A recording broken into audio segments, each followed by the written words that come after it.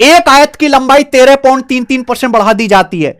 क्षेत्रफल समान रखने के लिए चौड़ाई कितने परसेंट कम की जानी चाहिए? आयत है बेटा, ये आयत की लंबाई है, ये चौड़ाई है। मुझे बताओ आयत का एरिया क्या होता है? आयत का क्षेत्रफल होता है लंबाई गुणा चौड़ाई, लंबाई गुणा चौड़ाई। आयत की लंबाई 13.33% बढ़ा दी जाती है। अब एक बात सुनना मेरे दोस्तों, बहुत लंबा सॉल्यूशन किया है ना, ध्यान से। इतना भी लिखने की जरूरत नहीं है जो मैंने आपको लिख के बता, इतना भी लिखने की जरूरत नहीं है। अगर आप इस शॉर्टकट का इस्तेमाल कर दो, अगर आप इस शॉर्टकट का इस्तेमाल, इस शॉर्टकट से मेरे भाई ये सवाल भी तुरंत हो जाएगा। आपको पूरा रेशियो तक लिखने की जरूरत नहीं है। लगा के दिखाऊं, एक आयत की लंबाई 13.33% बढ़ जाती है। चौड़ाई कितने परसेंट कम की जानी चाहिए कि एरिया सेम रहे? भाई दिख रहा है, अगर दो संख्याओं की गुणा सेम है तो एक संख्या जिस रेशियो में बदलेगी दूसरी उसके उल्टे रेशियो में बदलेगी। मुझे बताओ 13.33% क्या होता है? 6.66% का दुगुना है। 6.66% होता है 1/15।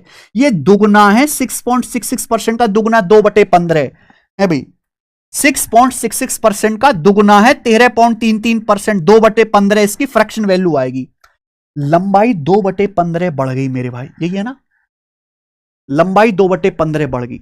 चौड़ाई कितने परसेंट कम की जानी चाहिए कि एरिया सेम रहे? अगर लंबाई 2 बढ़ी है तो ये 2 कम करना पड़ेगा मेरे भाई। नीचे बेस क्या आएगा? ये 15 + 2 17, नीचे बेस आएगा 17, ये आ गया डायरेक्ट 2/17। 13.33% का भिन्न में मान 2/15 होता है। ऐसी परसेंटेज आई है तो भैया हम क्या कर सकते, करना पड़ेगा। सेम वही चीज लगाओ कि अगर लंबाई 2 बढ़ी है तो यहां 2 कम करना होगा। बेस में क्या आएगा? बट्टे में 15 2 17, 2/17। 2/17 की परसेंटेज में वैल्यू क्या आएगी? 100 से गुणा परसेंटेज का साइन।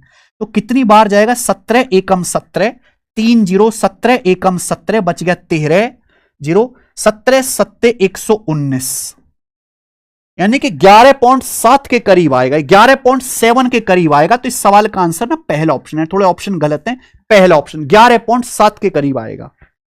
आ गया बच्चे, सबको समझ आया? ठीक है ना। 17 एकम 17, 3 0, 17 एकम 17, बच गया 13, 17 7 119, तो लगभग 11